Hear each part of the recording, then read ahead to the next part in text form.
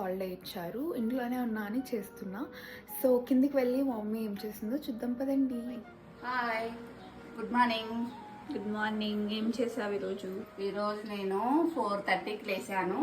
లేచి దేవుని దగ్గర మొత్తం శివరాత్రి కదా, మొత్తం క్లీన్ చేసి పెట్టేసుకున్నాను.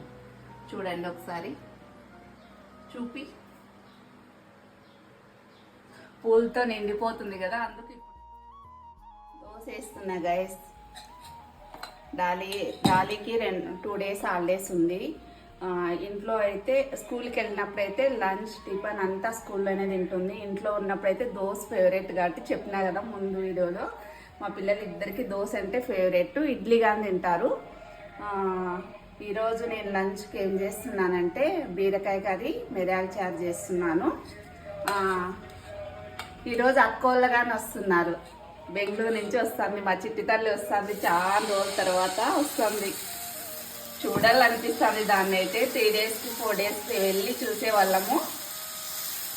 1 వీక్ అయిపోతుంది దాన్ని చూడక. చిన్నదాన్ని బాగా గుర్తుపడుతుంది, ఇప్పుడైతే చాలా గుర్తుపడుతుంది. వీడియోస్ నచ్చినాయా? నా వీడియోస్ మీకు నచ్చుతున్నాయా? కామెంట్ చేసేయండి. మంచి మంచి కామెంట్ చేస్తున్నారు. Thank you so much. ఏంటి ఈవినింగ్ స్నాక్స్ వచ్చేసి, నువ్వు పానీపూరి ఎన్ని రోజుల నుంచి అడుగుతున్నావు నన్ను. జూలు ఉన్నప్పుడు చేద్దామంటే టైమే కుదరలేదు, టైం అట్లా వెళ్ళిపోయింది.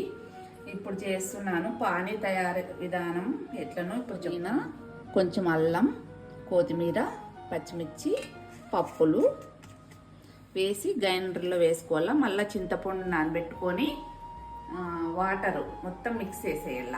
అది మళ్ళీ చూపిస్తా. సాల్ట్ వేస్తున్నా, తగినంత సాల్ట్ వేస్తున్నా డాలి. ఇప్పుడు ఇది గ్రైండర్ పట్టేశాను కదా, ఇదంతా దీంట్లోకి కలిపేస్తున్నా. పానీలోకి ఇది చింతపండు రసం, అందులోకి ఇది కలిపేస్తున్నాను. ఇంకా ఇందులో కాలు చేస్తే బాగుంటుంది, కానీ నాకు ఈరోజు టైం లేదు, అందుకే చేయలేదు. చూడండి, వావ్, నోట్లో ఊరుళ్ళు వస్తున్నాయి కదా.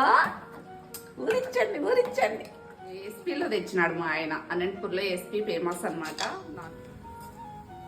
ఇలా వంగుతాయో,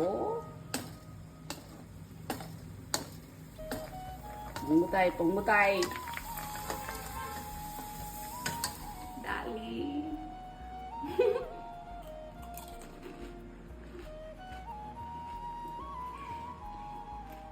Okay guys, bye.